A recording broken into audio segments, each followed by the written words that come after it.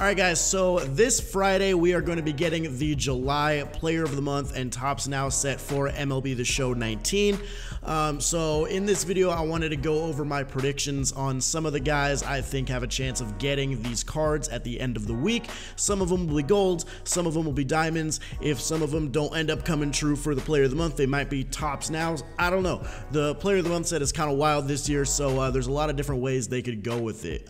These aren't like roster update predictions or anything like that, so that, like, you know, you don't have to go like invest in any of these players or anything like that. These are just guys that I'm talking about and I think could possibly be getting a better card on Friday. I don't know, we'll have to wait and see. So I'm gonna go ahead and get into it. If you guys enjoy the video, make sure to subscribe, drop a like on the video, I would appreciate it. Let's go ahead and talk about some players who can get a Player of the Month card. So there's two guys that 100% I think could be that Diamond Player of the Month Lightning card, the 95 overall, maybe hopefully even a little bit higher at some point. Yuli Gurriel is definitely one of the two. I really don't know when I start talking about the other guy which one I think is gonna get it over who. I don't know, but definitely a guy that has a very, very strong case for it is Yuli Gurriel of the Houston Astros. If you look at his live series card, he's got that high contact versus righties, 61 contact versus lefties, 65 power versus righties, and 49 power versus lefties.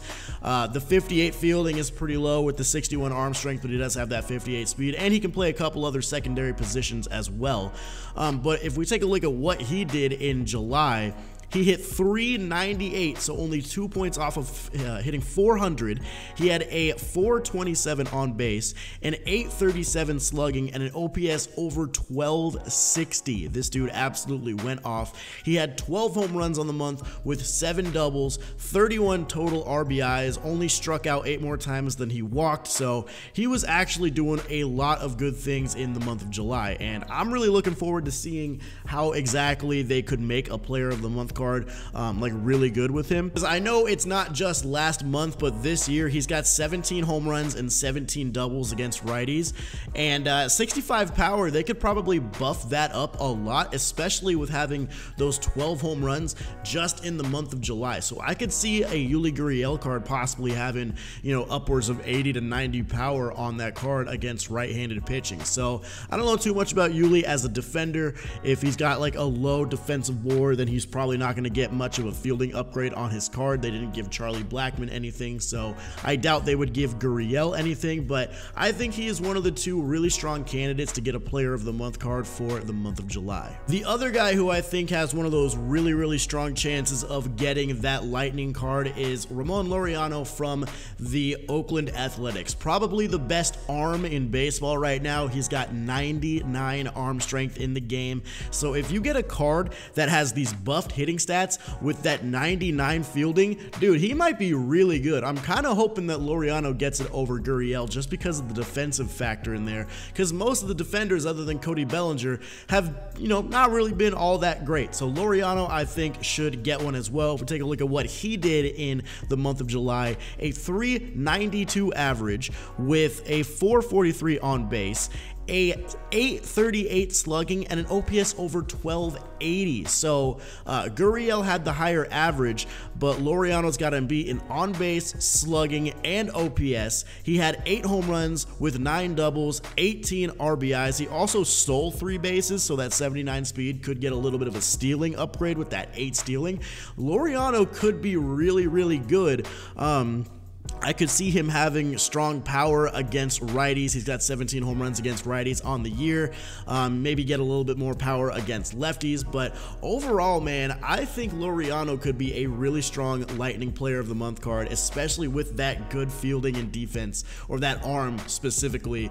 I want this card to be the Lightning card really badly, and I hate the A's. I want Laureano though. And next up, let's move out of the American League West, actually go over to the National League side of things, and let's talk about a starting pitcher. I think Patrick Corbin has a strong chance of getting a starting pitcher card, might be a diamond for Player of the Month. If he's not going to get a diamond starting pitcher card, it's definitely not going to be, he's definitely not going to be in there because he's already an 83 gold. There's no reason to give him another 83 overall gold Player of the Month card. So Patrick Corbin though, definitely a strong month. He had 6 starts. He went 2-0 with a 1.95 ERA. He kept that earned run total to under 2. He had 37 innings pitched. He did give up 30 33 hits, which is, you know, like a 1.11 whip, so it's not the cleanest whip of the month, but he only gave up 8 earned runs. He struck out 48 batters and only walked 8. He have a really high Ks per 9 with a really high walks per 9 as well. Overall, I like what he did. He had 2 appearances in July where he went at least 6 innings and struck out at least 7 and didn't allow a run. Against the Royals on July 7th, he went 7 innings, striking out 11 with no earned runs, and then he went against the Colorado Rockies on the 24th where he went 6 innings, struck out 7 with no earned runs. So he shut down a couple offenses in the month of July, and he had 1 game where he had 1 earned run. He didn't allow more than 3 earned runs in a single start in the entire month of July. That's why his ERA is so low. So I could see Patrick Corbin getting one. Okay, we're gonna go to the bullpen now. We're gonna talk about Tommy Kahnle from the New York Yankees. He recently just went gold in the most recent roster update, and very well deserving, man. He had 12 games pitched in the month of July with 11.2 innings pitched. He had an ERA of 0.77. He only allowed 1 earned run in the entire month. He only allowed 5 hits in those 11 innings. He had a 0.60 whip with a batting average against of 0.128. And once again, he only allowed 1 earned run in the entire month, and it was on July 28th against the Boston Red Sox. He struck out 2 batters that inning, only allowed 1 hit, 1 earned run, so he was fine. Every other day or every other appearance he had in July, he didn't allow a run. There wasn't even a run scored. He struck out the side on July 24th against the Minnesota Twins. Overall, Tommy Kahnle had an exceptional month of July, and I think he should get a Player of the Month card. Let's talk about a catcher. Let's talk about Travis dArnaud from the Tampa Bay Rays. He had a really strong month of July as well. He hit 342 with a 425 on base, a slugging at .711, and an OPS over 1100. So he definitely had his best hitting month of the season by far. He actually had a pretty decent June too, and then he really just turned on the Jets full steam ahead in the month of July.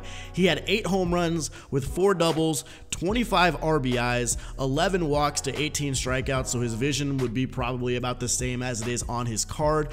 But overall, man, he could definitely get a nice little card against righties and lefties. He has more home runs against lefties on the season, so his lefty power would be probably higher than 70. And he's got 4 home runs against righties on the season, so we could probably get a little bit of a power boost against righties, especially if we're just taking a look at 1 month. But I wouldn't expect his power to be too much. I would expect him to have, like, you know, kind of like the Josh Fegley card, that 83 overall Player of the Month card. I would expect his card to look something like that if he's going to get one. So I don't think he'd be a diamond. I do think he would be a gold, but I think Travis dArnaud could get a Player of the Month card, honestly. All right, let's move it back over to the mound, going with another starting pitcher. This guy from the Cleveland Indians, Mike Clevenger. Dude had a really good month of July. He had 5 starts. He went 4-0 with a 1.74 ERA. He had 31 innings pitched. He allowed 27 hits, only 6 earned runs. He struck out 41 batters and only walked 5. So once again, a high strikeouts per 9 with a high walks per 9. He had a 243 batting average against with a 1.03 whip. So maybe his hits per 9 would probably be roughly around the same. But he allowed 3 home runs, so his home runs per 9 would probably be around the same. But the high strikeouts with the low amount of walks he allowed with not allowing a run, so his clutch would probably go up a lot. I just freaking clicked off his card. But Mike Clevenger is one of the most exciting pitchers, I think, to watch. Like, I love his windup. His delivery is kind of funky a little bit. I love how intense he is on the mound. I saw him pitch in spring training when I went there with Shelfie this year. I think he pitched against the Angels, and it was so much fun, dude. He's just got such a nice motion. It's deceptive, and I don't know, man. I really like this guy. I really like his card, so I want to see him get a higher overall card in the game. I don't think he's going to make Diamond this year in the roster updates or anything like that, but hopefully he can get a Diamond Player of the Month card or something along those lines. So I'm going to say Mike Clevenger can get one as well. Let's talk about another pitcher. This guy also going to be coming out of the bullpen. Honestly, this is kind of like the like perfect type of player of the month card I would love to see. Aaron Bummer, 70 overall reliever from the Chicago White Sox, a lefty. He had an amazing month of July. If we take a look at what he put together in July, he had 10 appearances where he pitched 10.2 innings, a 0.84 earned run average, only allowed 4 hits, 1 earned run, and that earned run was a home run. He struck out 4, walked 5, so his strikeouts and walks aren't going to be that crazy. But his whip was 0.75 and a .125 average against. So he was really good at keeping guys off base, stopping guys from scoring. The only run he allowed, once again, was a home run, and that would have been against the Cubs on July 7th. He did allow a walk that game too, but he did strike out 2 batters in that inning. He struck out 2 against Detroit on the 3rd of the month. He struck out 1 against the Kansas City Royals on July 18th, but overall, he only allowed 1 run, and it was a home run, and he had a really strong month as well. So a nice, I would say, gold lefty reliever for player of the month would be perfect. It would actually be perfect for this event right now. I hopefully think Aaron Bummer will get a player of the month card for the month of July. And I think the last guy we're going to talk about, my last prediction, is going to be Alex Dickerson from the San Francisco Giants. This is another perfect player of the month caliber player. He's a 70 overall bronze, and he had a really good month of July. He hit 393 with a 452 on base, a 786 slugging, and an OPS of 1237. He had 4 home runs, 6 doubles, 2 triples, 11 RBIs, 22 total hits in 20 games he was on the field. Dude, this guy could honestly get a pretty solid gold card. Once again, I don't think he's going to be a diamond. I think we'll probably see him around a gold. He's not going to get very much power. His power against righties might be the only thing that you see, because he only has home runs against right-handed pitching this year. He hasn't hit a single home run off of lefties. And he's also got 9 doubles and 2 triples off of righties this year, and a lot of those did come in the month of July. He hit home runs on back-to-back games, one of those games against the San Diego Padres and the other game against the St. Louis Cardinals. He hit a home run against the Mets. He hit a home run against the Chicago Cubs, where he went 2 for 5 that game. He had a 4 for 5 game against the Colorado Rockies, where he drove in 2 runs and hit a double. So overall, he had a really strong month of July, and once again, he's just the perfect type of card, a low overall card that had a nice month that you can highlight. I don't really like when diamonds get player of the month cards when they already have a diamond in the game. It's just, I don't know, it just feels like we're wasting an opportunity to highlight other players and give more golds and diamonds to guys that might not get it otherwise. So hopefully Alex Dickerson gets one, along with a guy like Aaron Bummer. I think those 2 guys would be perfect for player of the month cards, probably golds. So those are my predictions for player of the month cards, guys. Let me know down in the comments if you think I should have talked about anybody else. Let me know some other guys that had good months of July.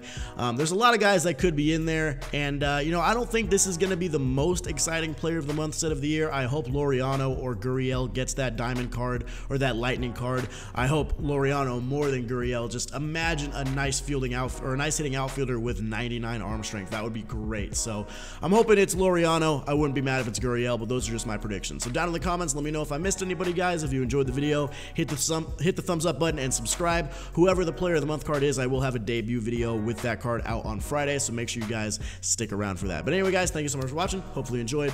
I'll see you in the next one. Peace.